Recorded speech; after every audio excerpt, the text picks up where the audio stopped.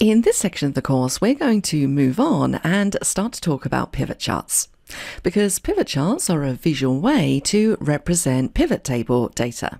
Because you'll find that a lot of the time when people are looking at a data set, it might be small or large, it's a lot easier for them to gain insight and look at key metrics when the data is in chart form. Now, in this first lesson, we're just going to discuss some of the different chart types that you can add in Excel, because there are so many of them and new chart types are being added all the time. But it is worth noting that not all chart types are created equal, and some charts will be better suited to your type of data than others. Now, we're kicking off in this lesson in exactly the same place we left the last lesson. So currently we have our data set sorted by region and country in the rows, product in the columns, and then we're summarizing by the profit. And if you recall, in one of the previous lessons, if we go to the Design tab, we changed the report layout to show in tabular form.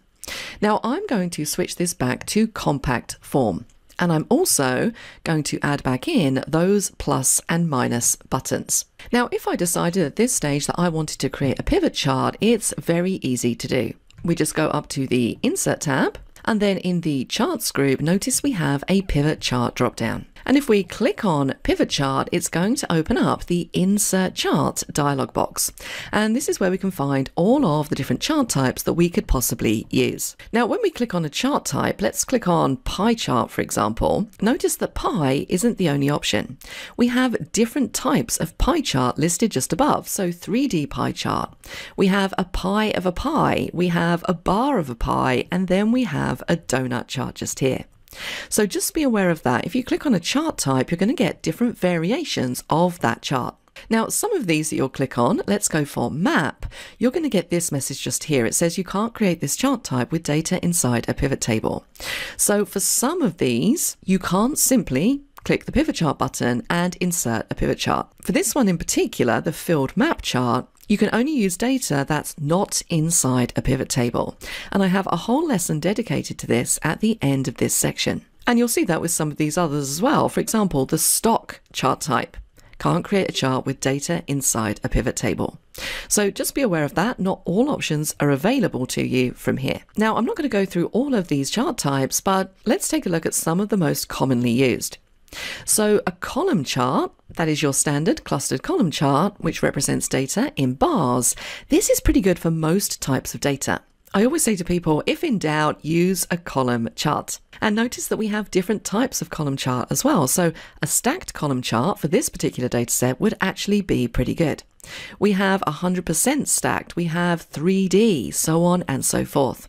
Now, I always recommend to people to not use 3D charts wherever possible. They don't tend to look very professional, and they can sometimes kind of throw off the visualization.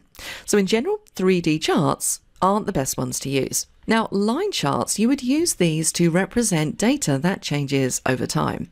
So if you have a data set where you're showing sales from 2010 to 2023, a line chart would be a great way to represent that data. And again, we have lots of different chart types up here, stacked lines, we can add lines with markers, so on and so forth. Now, with pie charts, a lot of people love the pie chart. I'm not the biggest fan of pie charts, apart from if you have a very small data set. So maybe if you have 2 to 5 data points that you want to represent, pie charts can sometimes work quite nicely. So you can see here, this doesn't look too bad. I can see the profit of the product broken down by region. Donut charts are similar in that way as well. If you want to use these, make sure you're using them with comparison data and you're only comparing a few data points together. Bar charts are very similar to column charts, except they just run horizontally as opposed to vertically. And we have similar options for things like stacked and 100% stacked. Bar charts in general are good for most types of data, much like column charts. Now, things like area charts, in some instances, these can work correctly. I've seen some really nice area charts, but I normally see them when they're combined with a line chart, because you can combine two chart types together.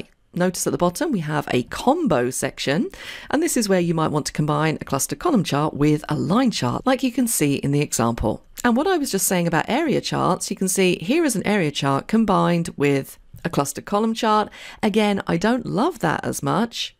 I tend to prefer area charts combined with line charts.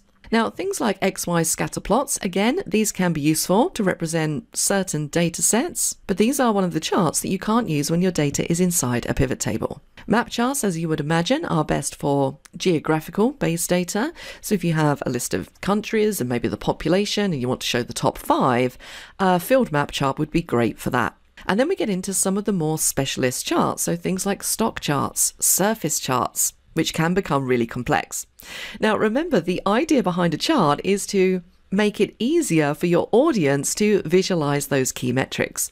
And if you take a look at this 3D surface chart, I would say that this probably isn't going to be the best way to represent my data. It looks a little bit all over the place. It kind of looks like an origami animal.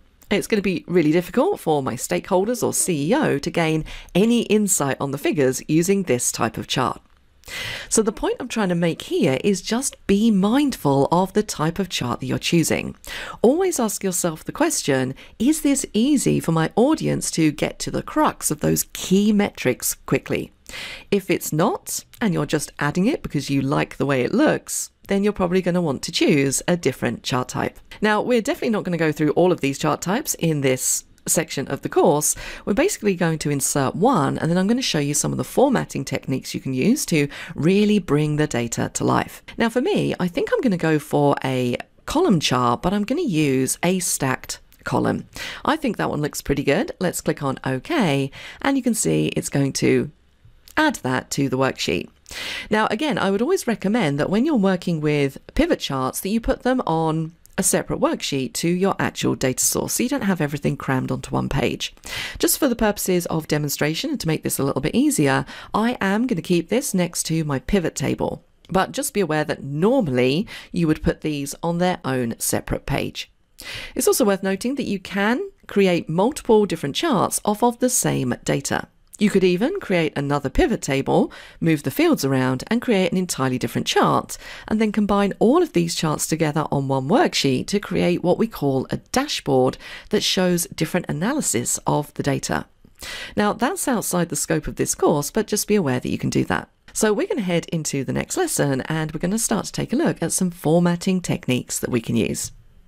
If you're not a subscriber, click down below to subscribe so you get notified about similar videos we upload.